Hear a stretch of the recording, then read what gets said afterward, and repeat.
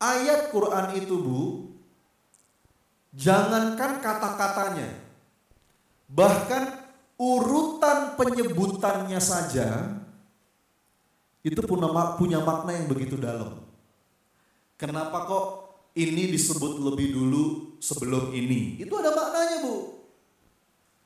Kenapa dalam satu ayat Allah menyebutkan laki-laki dan perempuan? Laki-laki dulu, baru perempuan. Itu ada maknanya. Tapi ada dalam ayat yang lain Allah menyebutkan perempuan dan laki-laki. Itu ada maknanya. Kenapa jihad itu harta dulu baru jiwa? Wa tujahiduna fi sabilillah bi amwalikum wa anfusikum. Dengan harta dan jiwa. Harta dulu baru jiwa. Itu ada maknanya. Kenapa dalam Quran surat Al-Mulk misalkan, itu bukan hidup dan mati, tapi mati dan hidup. Alladzi khalaqal mauta, mati dan hidup. Maknanya Bu. Nah, termasuk doa ini. Coba perhatikan urutannya ya Bu ya, perhatikan urutannya. Lihat, coba kita potong-potong nih. Apa yang pertama kali Nabi Musa minta? Rabbi shrahli sodri. Itu dulu. Coba lihat, apa artinya itu? Ya Rabbi, ya Allah, lapangkan dadaku. Baru habis itu, terusin. Wa yassirli amri. Apa artinya? Mudahkan urusanku. Coba Bu. Ini penting untuk saya tegaskan ini. Coba ya, sekarang saya mau nanya. Mana yang duluan? Urusan mudah dulu baru dada lapang, atau lapang dada dulu baru urusan jadi mudah? Yang bener. Yakin? Gak percaya saya.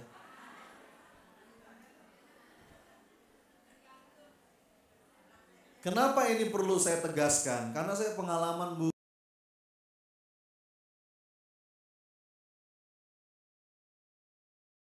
Pola pikir itu terbalik. Terbalik itu gimana? Nanti Ustadz, kalau urusan saya udah mudah,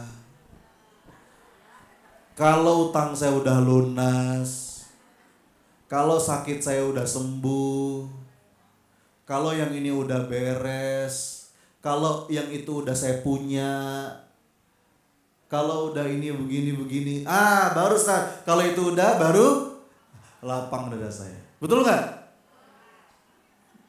Terbalik nggak? Saya pastikan terbalik Bu. Saya pastikan terbalik. Banyak di antara kita yang punya pola pikir itu terbalik. Padahal mestinya gimana? Lapangkan dulu dadamu, maka semoga dengan itu Allah akan mudahkan urusanmu. Betul? Ini penting Bu. Dan ini disepakati loh oleh para pakar. Kalau Anda cukup dalam mengkaji tentang psikologi, ini para pakar di bidang positif psikologi itu sepakat Bu. Coba sekarang saya mau nanya, mana yang duluan? Sukses dulu baru bahagia, atau bahagia dulu baru sukses? Nah benar.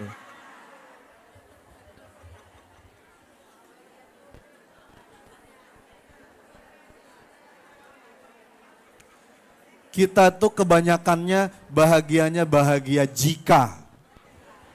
Betul nggak Bu? Kebanyakan dari kita itu prinsip hidupnya bahagia jika. Ustadz, saya baru bahagia jika, macam-macam tuh jikanya. Jika ini udah beres, jika ini udah dapat, jika punya ini punya, enggak Bu. Padahal kata para pakar, ini bukan kata saya Bu, ini bukan kata saya, ini kata para pakar. Apa? Siapapun yang punya prinsip hidup bahagia jika, maka sampai kapanpun dia nggak akan pernah bisa bahagia. Kenapa? Karena kalaupun jika yang dia syaratkan sudah tercapai, dia akan selalu punya jika-jika yang lain. Ya Bu ya?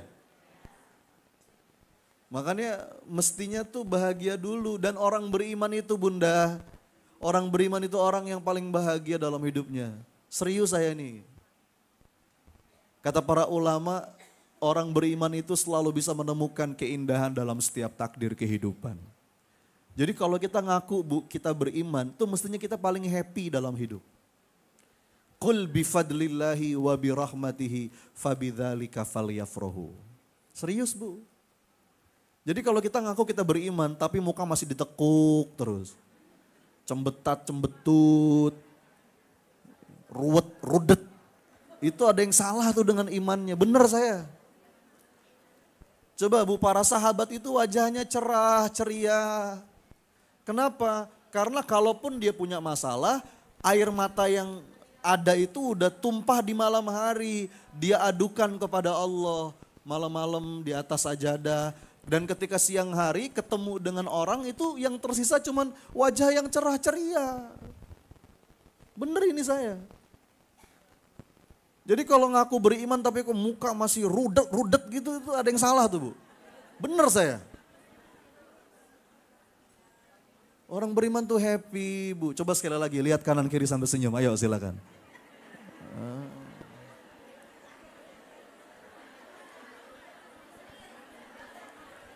Lapang dadanya. Ya. Bu, ini kunci kehidupan. Jadi kalau kita ngerasa, kenapa ya Ustadz, kok urusan saya kayaknya susah, sulit, terus gak pernah saya temukan kemudahan, rumit, boleh jadi kita udah ikhtiar lah Ustadz, boleh jadi pintu pertamanya belum dibuka. Apa itu pintu pertamanya? Lapang dada. Makin sempit dada kita bu, makin rumit urusan. Betul nggak? Kalau nggak percaya buktiin aja. Ya. Begitu dada kita sempit, urusan malah jadi sulit. Ya, ini penting bu. Coba, sekarang gini deh, contoh sehari-hari deh bu, contoh sehari-hari. Kenapa saya bilang kebahagiaan itu memudahkan kesuksesan, lapang dada itu memudahkan urusan. Sekarang gini deh, contoh sehari-hari. Ibu-ibu pernah kehilangan barang gak di rumah? Nah, barang apa yang sering hilang di rumah biasanya? Hah? Hah? Gunting, kuku, oke, apa lagi? Kunci. Apa lagi bu? Remote. Pisau. Suami. Jarum pentul. Enggak, bentar saya mau nanya. Apa yang terjadi ketika batin kita enggak tenang, kita rudet, kita rungsing saat nyari barang itu? Apa yang terjadi? Ketemu enggak? Ketemu enggak? Kapan ketemunya?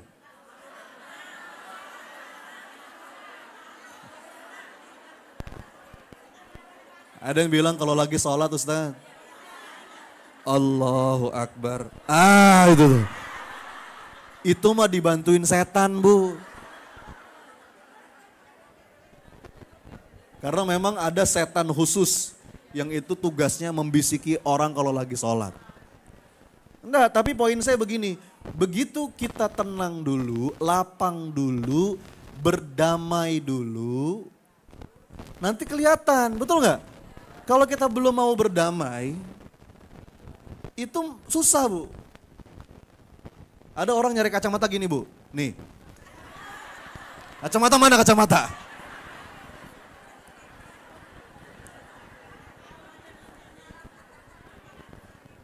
Saya pernah lihat tuh bu video di TikTok apa video di Reels gitu ya. Ada ibu-ibu lagi nyapu, ini kamera CCTV. Dia lagi nyapu bu, sapunya dia taruh sini bu. Terus dia bingung kayak orang panik loh. Sapuku mana? Di mana itu sapu? Di sini dijepit di ketiaknya. Anda perhatikan ya, enggak ini logika sederhana bu, ini contoh dalam keseharian. Begitu kita nggak tenang, kita masih rudet ya. Kalau kata orang Sunda merungsing, kita belum lapang, Itu yang deket aja gak kelihatan. Ini contoh sehari-hari aja Bu. Makanya doa Nabi Musa tuh indah banget. Rabbishrahli sadri, lapangkan dadaku. Terus wa yassirli, mudahkan urusanku. Bahkan ujungnya wahlul uqdatam yafqahu. Apapun yang kita tuju jadi lebih mudah kita gapai, komunikasi jadi lebih enak. Kalau kita nggak sempit Bu, kalau kita nggak lapang, masih sempit dadanya, itu ngomong sama anak juga jadi nggak bagus, betul nggak? Ngomong sama suami jadi nggak pas. Jadi ini kaidah dasar. Ini dalam konteks apapun loh Bu, perubahan hidup itu baru bisa terjadi setelah kita berdamai dulu. Ini dalam konteks apapun. Dalam pekerjaan, dalam organisasi, dalam kehidupan pribadi. Kita tuh gak bisa berubah ke arah yang lebih baik, gak bisa bertumbuh kalau kita tidak berdamai dulu. Berdamai dengan keadaan, berdamai dengan masalah, berdamai dengan situasi yang kita hadapi. Itu pintu gerbang paling awal. Makanya, hari ini saya akan coba sampaikan beberapa latihannya. Mau tahu nggak? Beberapa latihan jiwa. Yang saya titip Bu, saya titip ini dibawa pulang ya. Dan diamalkan. Karena ini butuh latihan Bu. Butuh latihan. Nggak bisa ibu-ibu habis ikut pengajian 1 jam, 2 jam, begitu pulang lapang dada saya. Oh hebat banget ustadznya. Ini butuh dilatih. Alhamdulillah nih ibu-ibu, Allah ilhamkan udah rajin ke majelis ilmu. Tapi nggak cukup cuman datang denger, itu nggak cukup. Abis datang denger, kita mungkin mencatat, kita dapat ilmunya, begitu pulang dilatih. Betul nggak? Ini butuh latihan Bu. Sama kalau kita sering dengar istilah olahraga. Olahraga itu apa? Raga yang diolah. Namanya physical exercise. Latihan-latihan fisik. Nggak bisa Bu kita sehat tanpa latihan fisik. Nggak bisa. Nggak bisa otot itu jadi kalau nggak dilatih. Latihan fisik tuh banyak ragamnya. Bisa jogging, lari pagi, angkat beban, senam, aerobik, push up, sit up, macam-macam. Tapi tujuannya supaya fisiknya sehat. Terbentuklah itu, mungkin perutnya jadi bagus, ototnya jadi. Nah itu perlu dilatih. Nggak bisa cuma nonton orang lagi olahraga Bu, duduk begitu. Begitu kan? Habis nonton jadi ototnya, bisa nggak? Mana ada kayak gitu. Sama. Urusan batin juga sama. Nggak bisa ibu-ibu cuma dengerin ceramah. Dengerin ustadz ngomong. Begitu pulang lapang dada saya. Mana bisa. Ini butuh dilatih Bunda. Nah namanya latihan jiwa. Jadi kalau kita sadar Bu, kita melatih ini penting. Saya mau bahas hari ini Bu. Ada 5 latihan jiwa yang mudah-mudahan kalau kita betul-betul amalkan, kita latih. Namanya latihan Bu, namanya latihan tuh kadang berhasil, kadang gagal, betul nggak? Tapi terus aja sampai kita jago. Lapang dada tuh butuh dilatih supaya Anda jago. Orang tuh nggak bisa main bola jago Bu, kalau dia nggak sering latihan, betul? Ibu-ibu nggak bisa masaknya jago, masaknya itu hebat, kalau jarang masak, ya nggak? Gak bisa kita apapun, skill apapun dalam hidup. Itu butuh dilatih, termasuk lapang dada. Kalau ibu-ibu pengen jago berlapang dada, itu ada latihannya. Hari ini saya akan sampaikan 5 latihan. Ada berapa? Tapi alurnya begini Bu. Sebelum saya sampaikan 5 latihan jiwanya apa saja, saya perlu sampaikan dulu beberapa hal yang bikin dada kita sempit. Perlu gitu alurnya. Kita perlu tahu dulu nih, wah jebakannya di mana nih? Yang bikin kita nggak bahagia, yang bikin kita sempit dada. Sama aja kalau ibu ke dokter, Dokter itu Bu sebelum ngasih obat ngapain dulu? Mendiagnosa, betul nggak? Ini kira-kira ibu masalahnya di mana nih, gitu kan? Begitu dicek, didiagnosa, oh kayaknya ini nih Bu. Begitu udah ketahuan sebabnya apa, baru Bu ini yang perlu dilakukan, ini yang nggak boleh dimakan, ya nggak sih? Ini obatnya, ini terapinya, gitu kan? Nah makanya alur saya begitu nih pagi ini. Saya mau coba, alurnya adalah kita coba bedah dulu apa saja yang bikin sempit dada, lalu kemudian bagaimana latihannya supaya lapang dada, supaya happy.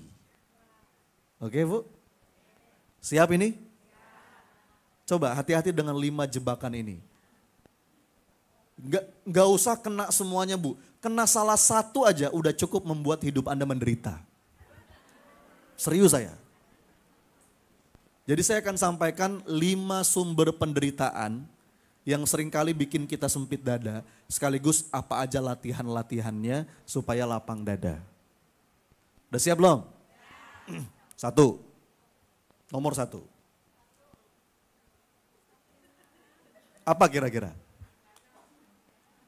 Sebab pertama yang bikin kita sempit dada. Apa nomor 1? Meratapi masa lalu. Coba diulang sama-sama. Apa?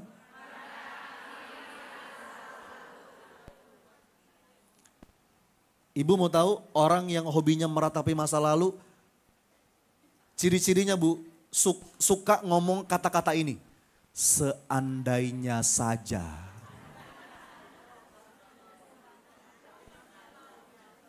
Coba kalau. Coba diulang, apa? Itu nggak boleh Bu. Nggak boleh. Masa lalu itu bukan untuk kita ratapi. Kalau sudah terjadi, sudah. Oke, tinggal kita ambil pelajarannya. Ya nggak? Apa hikmahnya, kira-kira apa yang bisa saya perbaiki hari ini? Gitu. Makanya kata Nabi Muhammad SAW, kita nggak boleh ngomong seandainya saja. Itu pintu masuknya setan. Hati-hati Bu. Perkataan seandainya saja itu sumber penderitaan.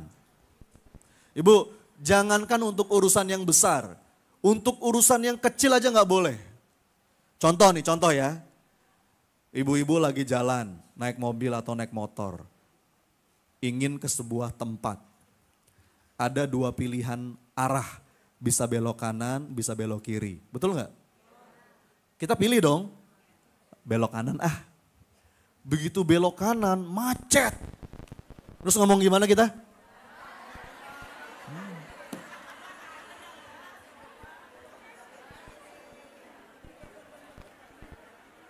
Seandainya saja tadi belok kiri. Coba kalau nggak boleh Bu, itu dosa, serius saya. Kata Nabi, kalau sesuatu itu sudah terjadi, ngomong apa? Qadarullah wa ma sya'afa'a. Nggak boleh ngomong seandainya saja. Kalau ibu mau putar balik, ya nggak apa-apa, putar balik aja. Tapi nggak usah ngomong seandainya saja. Tinggal kita ambil pelajaran. Oh oke, besok-besok kalau lewat sini, coba deh belok kiri. Udah selesai. Anda bayangkan Bu. Ya. Kayak kemarin tuh, saya lagi jalan sama istri saya. Dia udah beli buko pandan, udah di lidah katanya. Tiba-tiba lagi jalan, kesenggol, jatuh, pecah, aduh. Coba kalau taruh di sini, nggak boleh. Nggak boleh. Qadarullah wa masya'af. Bu bayangkan, untuk yang kecil aja kita nggak boleh ngomong gitu. Apalagi untuk yang besar. Apa contoh yang besar? Malam-malam misalkan sambil bengong gitu ya. Seandainya saja suamiku bukan yang itu. Wah.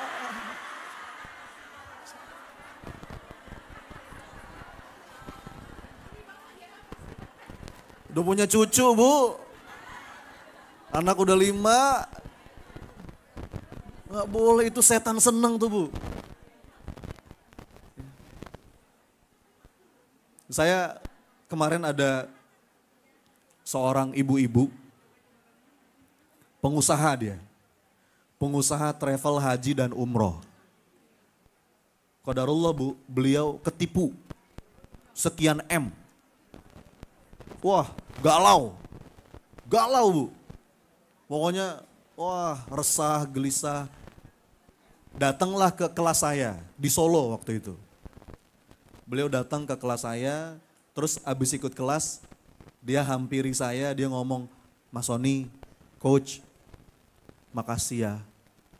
Sekarang saya lega. Kenapa bunda? Dia cerita, iya mas, saya tuh baru ketipu. Lumayan mas, sekian M. Kemarin-kemarin saya masih ngomong, seandainya saja. Seandainya saja saya gak ketemu orang itu. Seandainya saya gak kenal sama dia. Seandainya saya gak transfer ke dia. Seandainya. Itu udah terjadi belum? Jawab, udah belum? Kalau sudah, sudah. Katakan apa? Ya udah tinggal kita hadepin, iya gak? Kalau emang kita ada kesalahan, taubat, astagfirullah, ampun ya Allah. Hadepin, yang bisa dilakukan, lakukan. Kalau emang berat, mudah-mudahan ya Allah jadi penggugur dosa. Kalau ya udah bu, jalanin. Jangan suka meratap, nggak boleh itu setan seneng bu.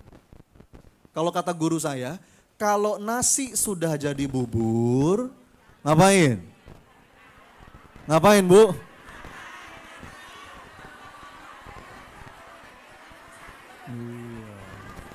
Iya, cari ayam, suwir-suwir, apa lagi bu?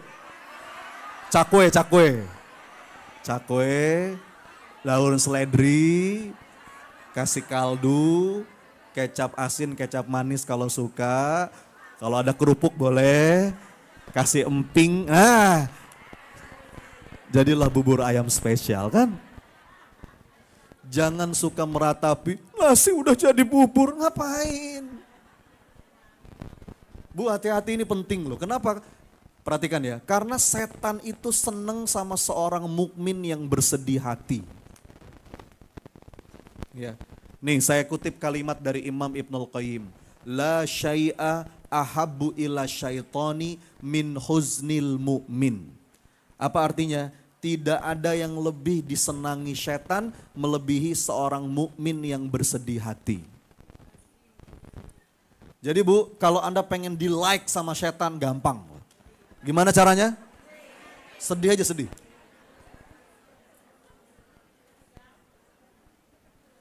Kenapa setan senang bu? Orang sedih itu energinya rendah.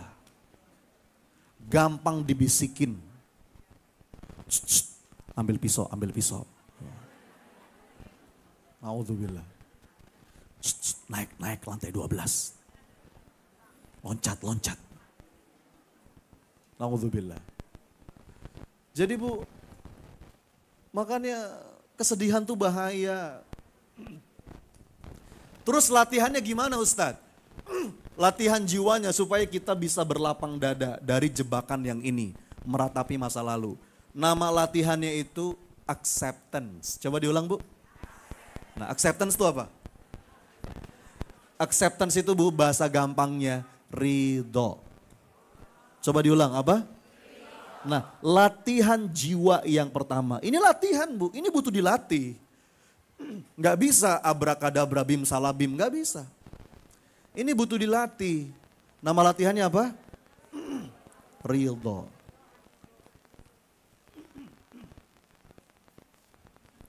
Meyakini bahwa semua ada hikmahnya dan semua pasti baik pada akhirnya. Makanya coba bu, setiap pagi setiap petang tuh doa yang suka kita baca itu latihan loh. Doa yang mana? Raditu, terusin.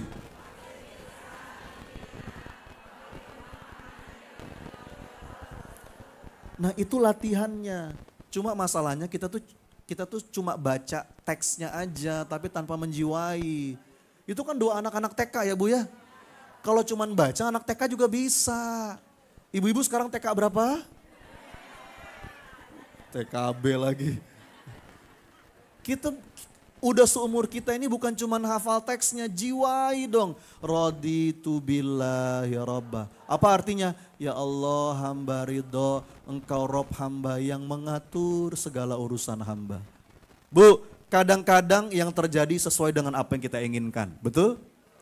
Ada masanya begitu. Kita kepengen A, yang kejadian A. Kita berdoa mintanya A, Allah kabulkan A. Pernah ngalamin? Ada masanya begitu. Dulu saya Bu, setiap kali istri saya hamil, mau melahirkan, saya tuh doa sama Allah. Dulu anak pertama, ya Allah pengen ya Rob anak pertama tuh laki-laki. Allah kabulin laki-laki Bu. Anak kedua, ya Allah yang kedua pengen perempuan ya Allah supaya sepasang. Allah kabulin perempuan. Anak ketiga, ya Allah pengen perempuan lagi lucu. Perempuan lagi. Kadang-kadang gitu tuh Bu. Kita minta A, Allah kabulin A. Dulu saya pernah berdoa, ya Allah pengen ya Rob dengan cara-caramu berangkat haji di usia muda. Allah kasih jalannya. Ada masanya Bu, kita minta A, Allah kasih A. Betul? Tapi ada juga masanya kita minta A, Allah kabulkan B. Kenapa? Karena B itu menurut Allah lebih baik dan lebih kita butuhkan. Masalahnya kadang-kadang mata kita ke A terus. A ya Allah, A. Nggak mau yang lain, pokoknya A. Gayanya pakai istiqoroh, gimana istiqorohnya? Ya Allah jika dia baik jodohkan, jika dia nggak baik perbaiki dia ya Allah.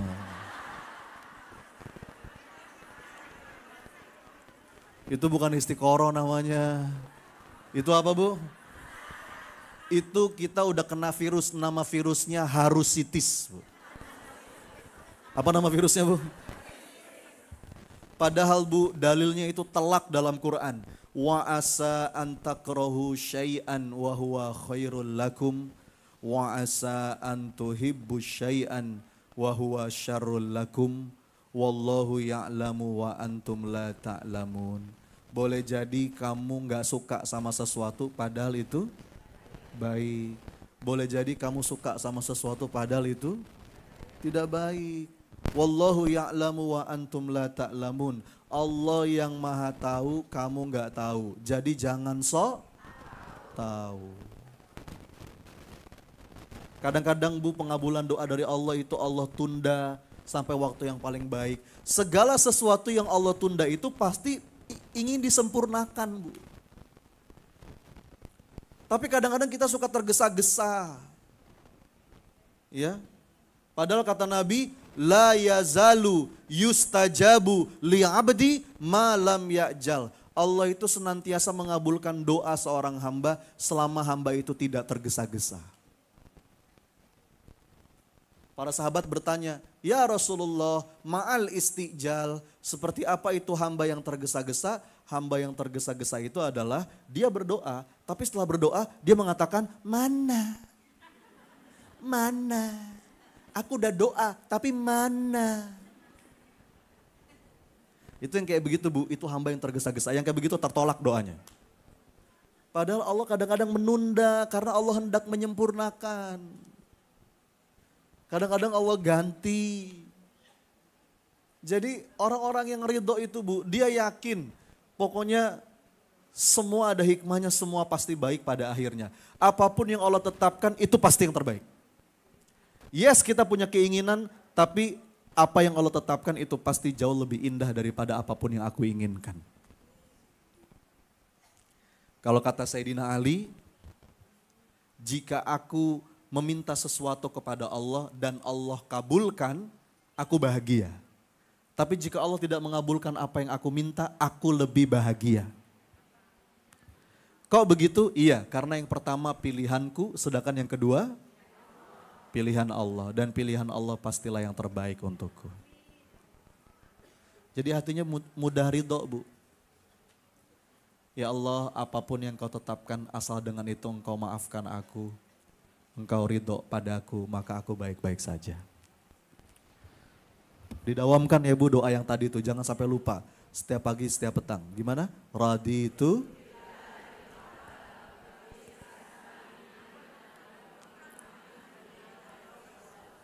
Itu melapangkan dada. Pokoknya bagi orang-orang yang ridho tuh begini prinsipnya. Hadiah terindah adalah apa yang saat ini aku miliki. Dan takdir terindah adalah apa yang saat ini aku jalani. Tidak ada seandainya saja. Tidak ada seandainya saja. Hadiah terindah adalah apa yang saat ini aku miliki. Dan takdir terindah adalah apa yang saat ini aku jalani. Oke Bu, lakukan yang terbaik hari ini, tapi jangan meratapi apa-apa yang sudah terjadi. Semua baik dari Allah. Yang kedua sekarang, kita mau bahas berapa? Tadi baru berapa? Tadi baru satu ya. Ini yang kedua nih. Ini pasangannya nih Bu, yang bikin sempit dada kita. Kalau yang pertama tadi meratapi masa lalu, yang kedua apa? Yang kedua itu suka mencemaskan masa depan. Apa Bu? Takut, cemas, khawatir. Aduh nanti gimana ya, nanti gimana ya, nanti gimana ya. Nah hati-hati Bu, itu juga kendaraannya setan. Meniupkan, membisikkan was-was ke dalam hati kita. Padahal tugas kita itu hanya melakukan yang terbaik. Perkara hasil, bagaimana yang di depan itu kita serahkan kepada Allah. Kita punya rencana Bu, rencana kita detail. Tapi kita lakuin yang terbaik, tapi kita punya ruang di hati untuk berserah. Nah obatnya itu Bu, penawarnya itu, latihannya itu namanya berserah atau surrender. Apa nama latihannya? Berserah. Coba diulang apa? Ini latihannya nih Bu. Ini latihannya nih. Jadi apa namanya? Berserah itu dalam Quran punya beberapa istilah. Bisa yang sering kita kenal tawakal, bisa juga tafwid, dari kata fawwada yufawidu tafwid. Atau yang ketiga itu taslim. Tapi jangan salah paham ya Bu ya, tawakal itu bukan pasif. Tawakal itu aktif. Tapi aktif yang terbingkai dengan kedamaian. Buktinya apa kalau tawakal itu aktif? Coba saya mau nanya, Bu, doa apa yang ada kata-kata tawakalnya? Yang sering Anda baca setiap saat? Nah, Bismillahi. Nah, saya mau nanya, Anda baca doa itu kapan? Ketika mau tidur atau ketika mau melangkah? Anda baca Bismillahi tawakkaltu 'alallah la haula wala quwata illa billah. Habis itu tidur atau bergerak? Ini logika sederhana. Jadi salah kalau kita memahami tawakal itu pasif. Tidak Bu. Tawakal itu aktif, tapi aktifnya terbingkai dengan kedamaian. Ibu lakukan apa yang bisa dilakukan. Itu ikhtiar namanya, berkeringat, berdarah-darah kalau perlu. Lakukan yang terbaik, tapi batinnya lapang. Batinnya tenang, tidak risau dengan hasil, tidak cemas dengan yang di depan. Tenang Bu. Oke ya. Jadi bahkan kata Nabi, kalau seorang hamba itu bertawakal maka dia akan dicukupi, dia akan ditunjuki, dia akan dilindungi. Nah masalahnya Bu, kita ngakunya udah tawakal, saya udah berserah Ustadz, tapi kok belum tenang. Tawakal itu bergandengan dengan percaya. Kita nggak mungkin bisa berserah sebelum kita percaya, betul nggak? Nah Ibu, saya mau nanya, Ibu kalau mau nitip barang, itu sama siapa nitipnya? sama pihak yang Anda percaya, betul nggak? Makanya tawakal itu gandengan sama percaya. Ya. Ada sebuah doa yang indah banget Bu, doanya begini. Washrah suduraha bifaidil imani bik wa jamili tawakkulli alaik. Ya Allah, lapangkan dadaku. Dengan apa? Dengan iman yang melimpah dan keberserahan yang indah. Jadi kunci lapang dada itu diantaranya percaya dan berserah. Ada tuh nasyidnya, saya senang tuh sama nasyidnya. Lapangkanlah dada kami dengan karunia iman dan indahnya tawakal padamu. Jadi ternyata lapang dada itu ada percaya, ada berserah. Jadi ini gandengan. Kalau kata Allah dalam Quran, Qul huwa rahmanu amanna bihi wa alaihi tawakalna. Kita tuh baru bisa nitip kalau kita percaya, Bu. Contoh ya, nih ibu-ibu. Ini contoh beneran nih, Bu. Ibu siapa, Bu? Ibu Yanti. Titip handphone boleh, Bu? Ini iPhone ya, Bu ya? Titip ya, Bu. Bu Yanti makasih ya, Bu ya. Nah, sekarang saya mau nanya sama Bu Yanti. Bu Yanti tolong jawab ya. Bu, kira-kira handphone yang saya titip itu dijaga tidak? Saya baru kenal Bu Yanti hari ini. Tapi saya nitip handphone, dijaga sama Bu Yanti. Pertanyaannya, bagaimana mungkin kita menitipkan sesuatu kepada Allah dan Allah tidak menjaga? Gak mungkin.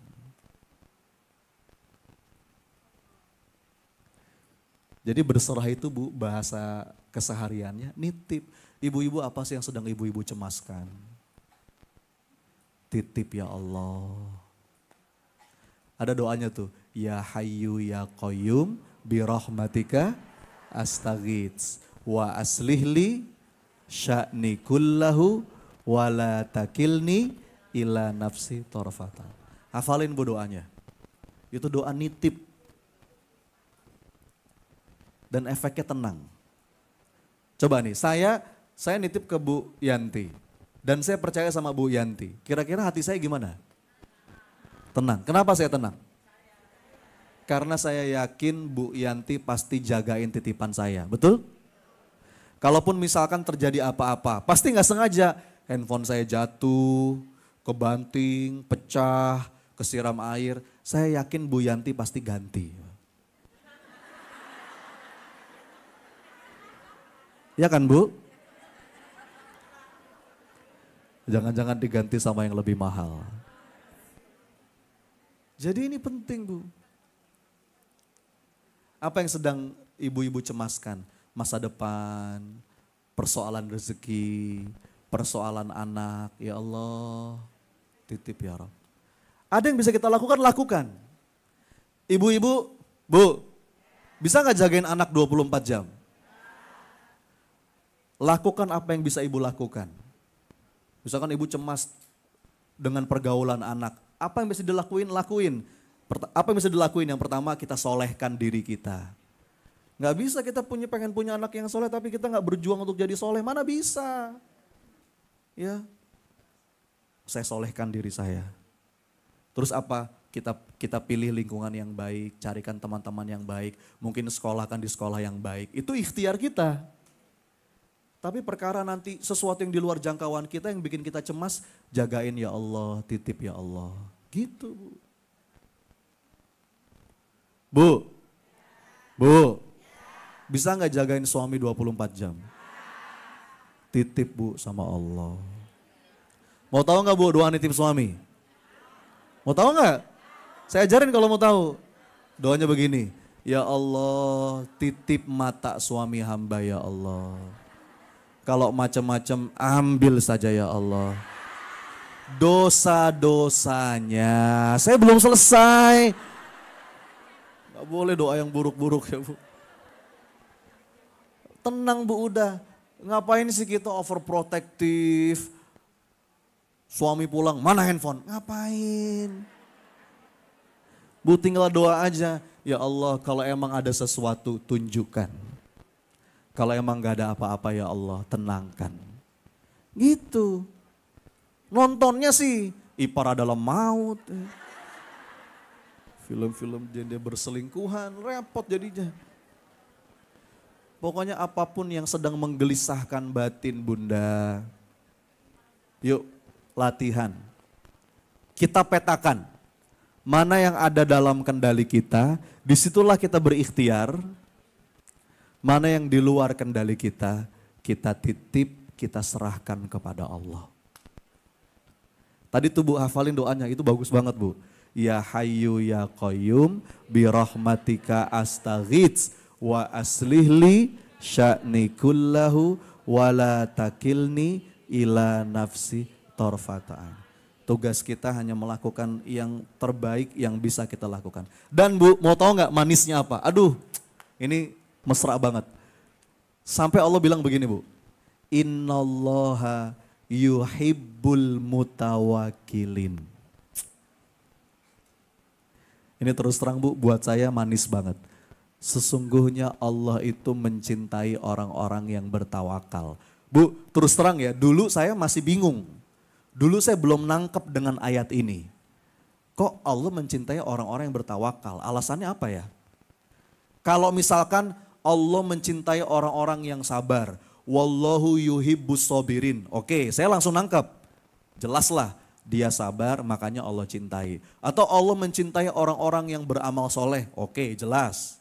Allah mencintai orang-orang yang berjihad. Oke. Allah mencintai orang-orang yang bertaubat. Oke, itu clear buat saya. Tapi ketika innallaha yuhibbul mutawakkilin, Allah mencintai orang-orang yang bertawakal. Ini dulu saya sempat bertanya-tanya Bu. Kenapa ya?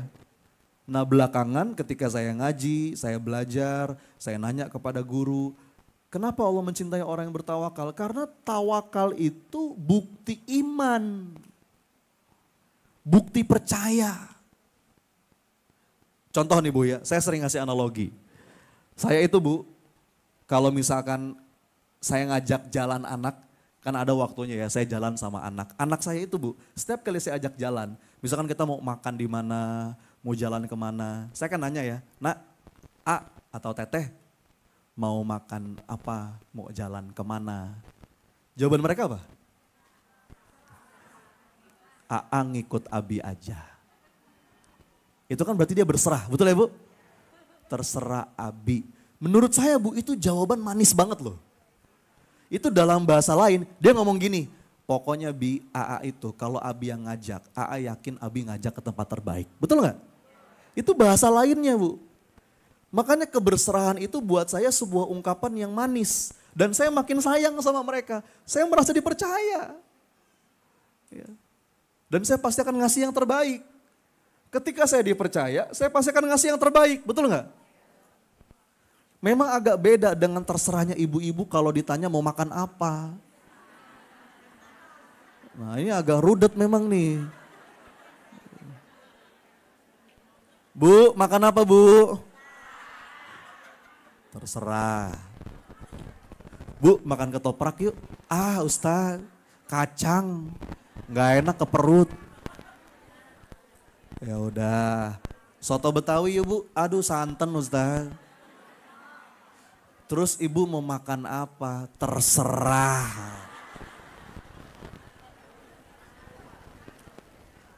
Bagus ya. Enggak Bu, yang namanya berserah itu mantep. Bulat. Percaya, yakin, tenang. Lanjut? Lanjut kan nih? Ini baru berapa nih? Sempet gak ya bahas 5 ya? Sempet, saya percepat ya. Nah yang ketiga ini juga masih pasangannya nih Bu. Jebakan yang ketiga yang bikin kita sempit dada. Tadi yang pertama apa? Meratapi masa lalu. Latihannya apa? Ridho. Yang kedua apa? Mencemaskan masa depan. Latihannya apa? Berserah. Yang ketiga ini masih pasangannya apa? Tidak menghargai, tidak menikmati menghayati, mensyukuri hari ini. Coba. Ini orang menderita banget nih Bu. Coba ya dibayangkan ya. Yang lalu diratapi. Yang di depan dicemaskan. Yang hari ini tidak dinikmati. Terus maunya apa? Maunya apa Bu? Nah ini masalah kita nih Bu. Kita tuh sering sibuk dengan apa-apa yang belum ada. Sampai-sampai yang sudah ada tidak dihargai. Betul nggak? Ini hati-hati nih Bu. Padahal kata para ulama, nilai suatu nikmat itu seringkali baru kita sadari ketika nikmat itu sudah hilang dari diri kita. Kita tuh baru sadar nikmatnya sehat kalau lagi sakit. Kita baru sadar nikmatnya nafas kalau lagi sesek. Kita baru sadar keberadaan seseorang itu sebuah nikmat ketika orang itu udah pergi meninggalkan kita. Betul nggak? Saya kemarin waktu di Garut ada ibu-ibu yang curhat sampai nangis gitu. Kenapa Bu? Saya bilang, Ustadz doain ya Ustadz. Saya itu baru ditinggal sama suami saya. Meninggal dunia. Dulu jujur Ustadz kata dia. Dulu waktu suami saya masih ada Ustadz. Saya tuh ngerasa gak pernah dibahagiain sama suami saya. Tapi ternyata Ustadz ketika beliau udah meninggal. Saya tuh baru sadar. Dia tuh baik banget Ustadz. Saya kehilangan. Ada banyak kebaikan yang tidak saya hargai. Kadang-kadang gitu tuh Bu. Kita baru sadar nilai suatu nikmat ketika nikmat itu udah nggak ada. Ini hati-hati Bunda. Ya. Bahkan dalam keadaan susah sekalipun, dalam keadaan sulit sekalipun, itu janjinya Allah Bu. Bersama dengan kesulitan ada banyak sekali kemudahan. Betul nggak?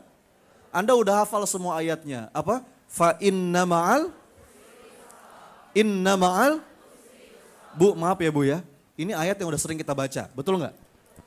Tapi banyak orang yang tidak menemukan hikmah dari ayat ini. Itu ayat bukan pengulangan Bu. Kenapa bukan pengulangan? Karena ketika menyebutkan kesulitan itu ada alnya. Ada alif lamnya, betul nggak? Fa inna ma'al usri. Tapi ketika menyebut kemudahan itu nggak ada alnya. Yusro saja. Bukan al yusro. Anda lihat ya. Ketika sulit itu ada alnya. Al usri. Tapi ketika kemudahan itu tidak ada alnya. Yusro bukan al yusro. Coba dibaca lagi. Fa inna ma'al usri. Yusro. Terus. Maksudnya apa? Bu, dalam kaidah bahasa Arab. Aduh, Bunda ini dalam banget ya.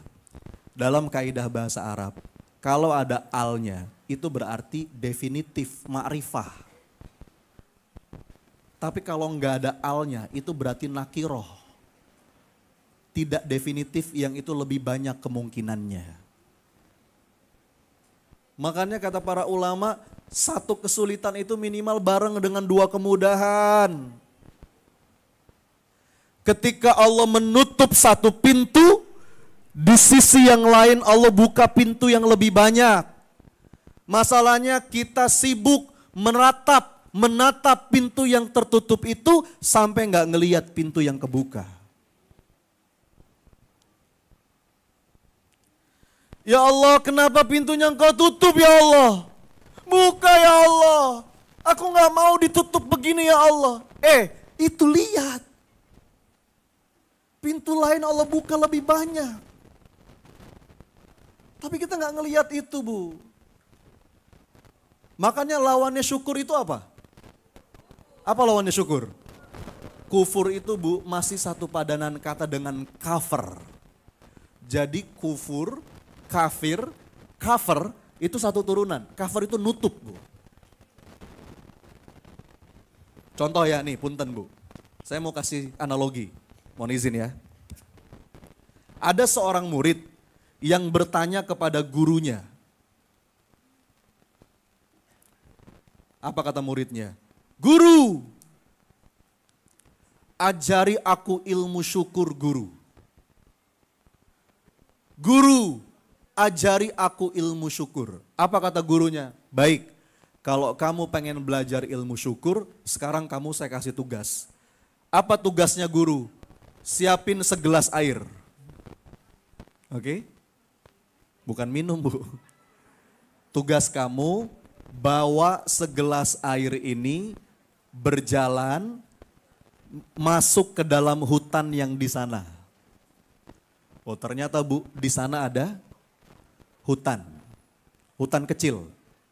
Kamu jalan sampai kamu tiba ke ujungnya. Nanti saya, kata gurunya, nunggu kamu di ujung hutan itu. Oh, gitu guru. Gampang dong tugasnya. Tapi ada syaratnya. Syaratnya apa? Segelas air yang kamu bawa tidak boleh tumpah. Walaupun setetes nggak boleh tumpah. Kalau dalam perjalanan tumpah setetes aja, kamu harus balik lagi, isi lagi. Oh gitu guru? Iya, baik guru, laksanakan. Akhirnya Bu, dia siapin segelas air dan dia bawa jalan masuk ke dalam hutan. Tadi apa Bu syaratnya Bu? Jadi supaya nggak tumpah, kira-kira gimana cara bawanya? Pelan-pelan. Betul ya? Selangkah. Coba saya mau nanya Bu, kira-kira matanya kemana matanya? Kemana matanya? Dia jalan selangkah, sesekali dia lihat jalan, sesekali dia lihat gelas. Terus hati-hati Bu, dan akhirnya dia berhasil. Dia tiba di ujung hutan, gurunya udah nunggu di sana. Begitu sampai, apa kata muridnya? Guru, berhasil guru. Lihat guru, nggak ada yang tumpah.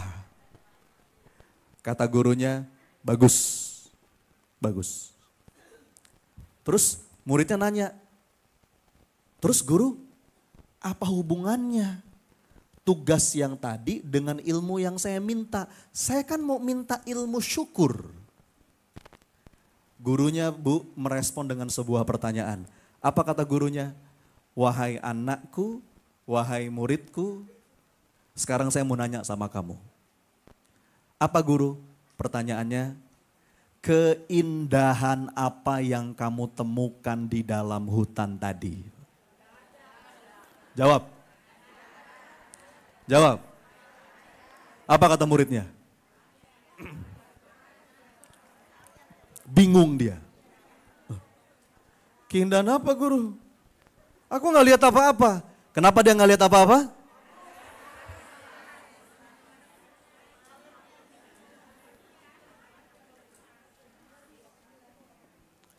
Padahal Bu, ketika diajak balik lagi sama gurunya, di jalan yang tadi dia susuri, ternyata di sudut sebelah kanan itu ada danau, bagus banget. Di sudut sebelah kiri itu ada kebun bunga, indah sekali. Tapi dia nggak lihat itu. Kenapa dia nggak lihat? Kadang-kadang Bu, kita meletakkan masalah kita, kesusahan kita, kesulitan kita di sini nih. Terus kita curhat sama Ustadz. Ustadz, hidup saya berat Ustadz. Hancur Ustadz. Sulit Ustadz. Padahal kalau kita mau buka mata Bu, ada begitu banyak keindahan yang Allah kasih. Oke, mungkin di sisi yang lain utang kita belum lunas, sakit kita belum sembuh. Tapi kalau kita geser sedikit, ya Allah, anak-anak ngafal Quran. Dibikin sehat, makasih ya Allah. Cobalah Bu, saya titip ya Bu ya. Sesekali aja, paling tidak diselipin aja. Dalam doa-doa kita tuh isinya cuma pengen, makasih ya Rob. Alhamdulillah. Boleh minta, Allah senang kalau kita banyak minta Bu. Tapi sesekali aja isi doa kita tuh isinya cuma ungkapan terima kasih. Alhamdulillah ya Allah. Ada begitu banyak anugerah yang kau berikan. Bu, saya mau cerita dikit boleh nggak? Dulu waktu saya pernah sakit COVID bu, saya pernah dirawat di rumah sakit. Itu saya merasa dekat banget dengan kematian bu. Itu lagi parah-parahnya tuh. Kakak sepupu saya meninggal. Dalam waktu yang berdekatan. Saya punya temen bu, temen dekat banget. Temen saya kuliah, temen saya ngaji, meninggal. Dalam keadaan bu, saya lagi dirawat di rumah sakit, udah sekitar 30 hari di karantina. Udah lama gak ketemu anak. Itu pada saat itu bu, dada saya udah mulai nyesek. Dapat kabar kamar sebelah meninggal. Keesokan harinya kamar sebelah kritis. Saya bilang ya Allah bu. Coba-coba ya, saya mau nanya bu, tolong jawab. Tebak aja tebak. Kira-kira nih, apa isi doa saya pada saat itu? Apa isi doa saya? Minta mobil? Mobil? Mobil baru. Rumah mewah. Jalan-jalan ke luar negeri. Ke Eropa, ke Amerika. Hah? Enggak. Saya bersumpah bu pada saat itu demi Allah yang lain murah. Murah. Anda tahu apa yang saya minta? Ya Allah, mudah-mudahan Engkau masih kasih hamba kesempatan sehat lagi. Nebus dosa ya Allah, memperbaiki amal soleh, bisa ketemu anak-anak lagi ya Allah. Benar bu. Makanya punten ya bu ya, kalau buat saya ini tuh udah kesempatan yang kesekian kali. Saya tuh bu, insya Allah ini hadza min fadli Robi. Insya Allah bu, saya tuh untuk menemukan rasa syukur itu insya Allah gak perlu kebanyakan syarat. Kebanyakan dari kita tuh untuk bersyukur aja banyak banget syaratnya. Saya tuh bu ya, kadang-kadang nih bu bangun tidur, terus ngelihat anak gitu ya, bisa nangis saya. Makasih ya Allah, masih dengar suara azan, makasih ya Rob.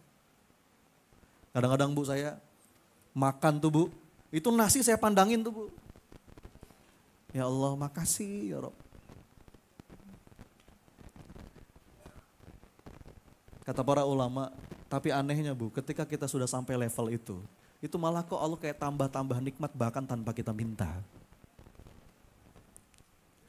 Saya tuh kadang-kadang bu di depan Ka'bah saja, ini kalau lagi nemenin jamaah umroh gitu ya. Di depan Ka'bah tuh kadang-kadang saya, ya Allah apalagi yang mau saya minta, banyak banget nikmat darimu ya Rob. Ya. Makasih ya Allah.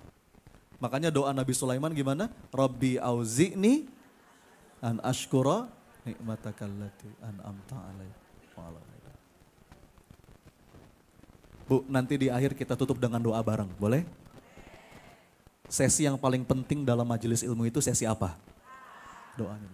Nih bu ya, saya titip ya bu ya. Kalau ibu datang ke majelis ilmu, sesi yang mestinya ibu-ibu paling tunggu itu sesi apa? Itu lebih penting daripada materinya. Karena di majelis ilmu itu doa diijabah. Insya Allah ya. Yuk, kita selesaikan dulu, lanjut ya. Ini yang keberapa nih? Selanjutnya yang keberapa? Jadi yang ketiga ini latihannya latihan syukur bu. Latihan syukur. Coba-coba diulang yuk supaya ingat. Jebakan yang pertama apa? Meratapi masa lalu. Seandainya saja. Latihannya apa? Ridho. Yang kedua, mencemaskan masa depan. Latihannya apa? Berserah. Yang ketiga apa? Latihannya apa?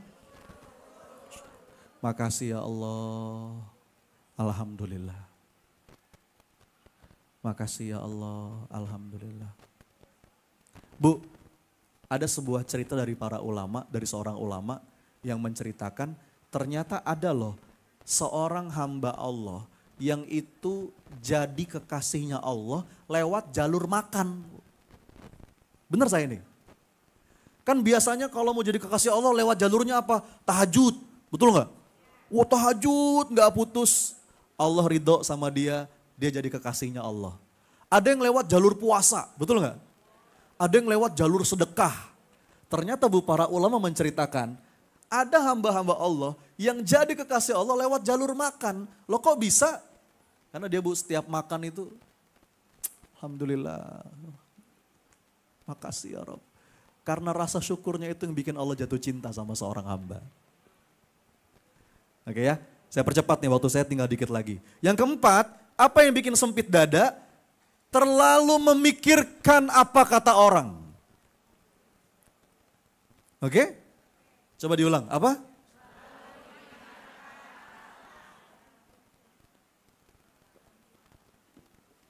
Terlalu pusing dengan penilaian manusia. Kita meletakkan kebahagiaan kita di mulut orang. Itu sumber sempitnya dada, Bu. Padahal nggak bisa kita bikin semua orang senang sama kita, betul nggak? Inna ridhonas goyatun la tudrok, kata Imam Syafi'i. Berharap semua orang ridho sama kita itu mustahil. Bu, coba ya, masih ingat gak kisah Luqmanul Hakim? Bapak sama anak yang bawa keledai. Pernah dengar ya? Bapak sama anak bawa keledai, anaknya di atas keledai, bapaknya di bawah menuntun keledainya. Jalan mereka. Diomongin orang gak? Salah gak? Apa kata orang? Dasar tuh lihat tuh, anak gak punya adab begitu tuh, betul gak? Anak gak punya etika, enak-enakan dia di atas, bapaknya suruh jalan di bawah.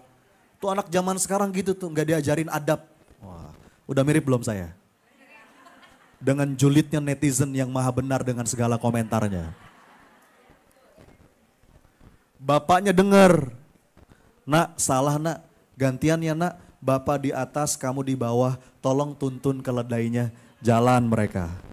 Diomongin orang gak? Salah? Apa kata orang?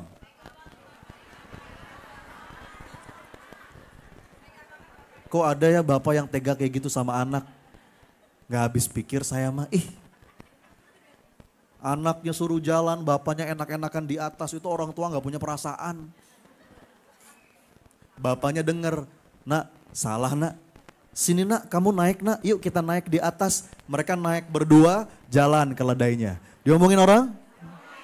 Salah lagi? Apa kata orang?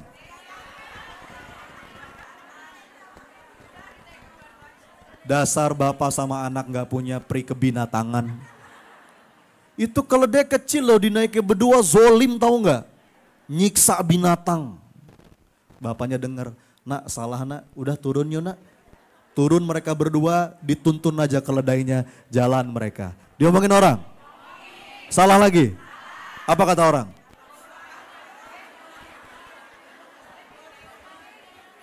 Dasar bapak sama anak gak punya otak. Keledai kok cuma dituntun, fungsinya apa coba? Bapaknya dengar salah, akhirnya bingung. Saking bingungnya, ya udahlah saya gendong aja keledainya. Nah sekarang semua orang sepakat dia orang gila itu ya. Betapa capeknya Bu, kalau kita sibuk dengan omongan orang, betul?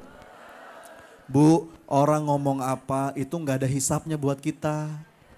Jadi nggak usah dipusingin, ya Bu ya.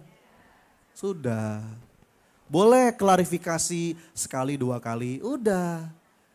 Kalau kita berharap semua orang setuju sama kita nggak mungkin. Bahkan kalau kata Sayyidina Ali, sebetulnya kita nggak perlu menjelaskan diri kita kepada siapapun. Kenapa? Orang kalau sudah benci nggak percaya itu. Dan orang kalau sudah suka nggak butuh itu, betul? Sudah Bu. Ya, ya Bu boleh jadiin status WhatsApp itu bagus ya. Tugas kita tuh sama orang Bu, lakuin. Kalau kita mau berharap, berharap sama Allah aja ya. Kan ibu-ibu sudah hafal semua lagunya. Hanya memberi. Terima kasih anak-anakku sekalian. Itulah yang namanya ikhlas Bu. Ikhlas itu ketika sudah putus harapan di hati kita kecuali hanya kepada Allah. Bu, tugas kita sama orang tuh ngasih yang terbaik. Punten ya Bu ya, termasuk sama anak, sama pasangan, udah Bu ngasih aja yang terbaik. Kalau kita mau berharap, berharap sama Allah aja. Gak apa-apa orang salah paham, gak apa-apa orang ngomong kita kayak gimana, gak apa-apa orang mandang kita apa, mangga. Monggo. Aku berharap Allah yang nilai. Ya Bu ya, itu akan melapangkan dada. Dan terakhir Bu, yang kelima, apa yang bikin dada kita sempit? Yang kelima itu saat kita nggak mau memaafkan. Hobinya nyimpen dendam. Ya, hobinya itu nyimpen kesel. Bu, saya punya nenek. Umurnya sekarang 94 tahun. Saya dengar dari Teh Desi ternyata Ibu Umar masih ada juga ya. Umur 94 tahun. Saya pernah nanya sama nenek saya, Bu tahu nggak nenek saya itu 94 tahun, nggak ada sakit, nggak ada pikun. Nginget semuanya. Jadi memang orangnya ceria gitu. Orang Betawi Bu. Orangnya ceria, orangnya lucu. Saya pernah nanya sama beliau, saya ngomong gini, Oma, bagi dong Oma rahasianya, amalannya apa Oma? Amalan Oma nih biar sehat, panjang umur, insya Allah umurnya barokah, banyak ibadah, banyak sedekah. Bagi dong rahasianya Oma. Apa jawaban dia Bu? Dia ngomong gini, apa ya Son ya? Oma juga bingung katanya. Tapi Son ada satu yang berusaha Oma jaga. Apa Oma? Oma itu Son insya Allah gak pernah nyimpen sebel, nyimpen kesel lama-lama sama orang.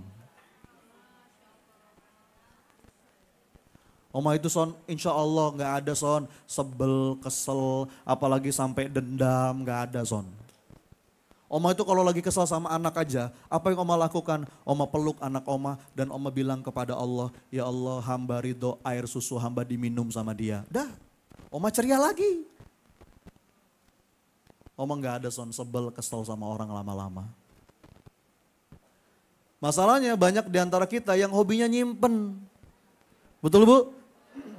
Ustadz, setiap detail perkataan dia Ustadz, gak akan saya lupa seumur hidup Ustadz.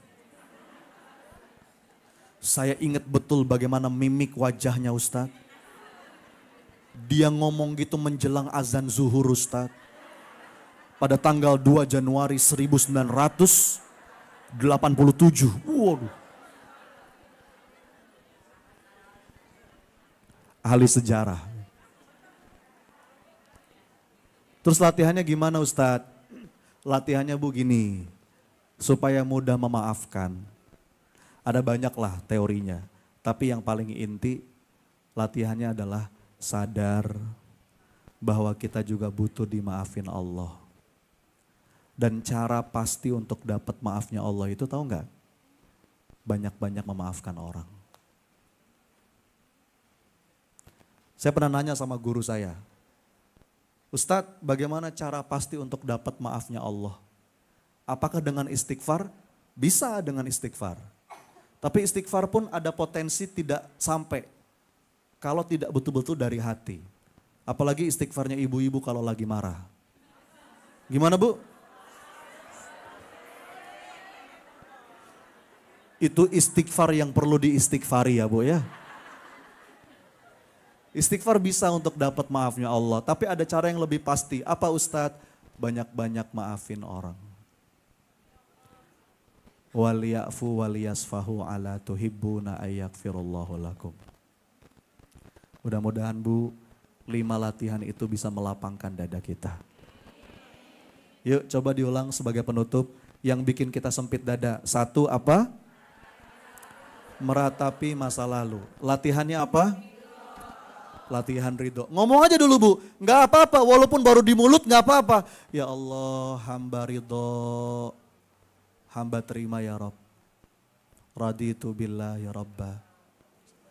Wabil Islami. Semua pasti baik darimu ya Allah, semua pasti ada hikmahnya. Ngomong aja dulu. Yang kedua apa yang kedua? Mencemaskan masa depan. Bismillahi tawakkaltu ala Allah. Hamba serahkan padamu ya Rabb apa-apa yang di luar jangkauan hamba. Yang ketiga apa? Coba sesekali Bu, sesekali aja. Isi doa kita tuh cuma begini. Makasih ya Allah. Alhamdulillah. Makasih ya Rabb. Alhamdulillah. Tarik nafas. Alhamdulillah.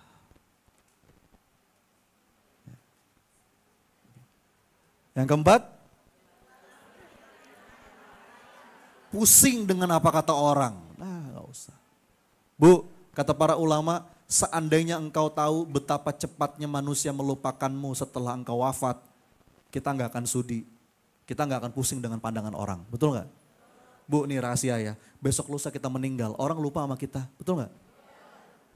Terus rugi banget bu, kita nyari pandangan orang. Besok lusa kita meninggal, orang lupa bu. Gak usah nunggu lama-lama. 2 jam kita dikubur, orang udah ketawa-ketawa lagi bu. Betul gak?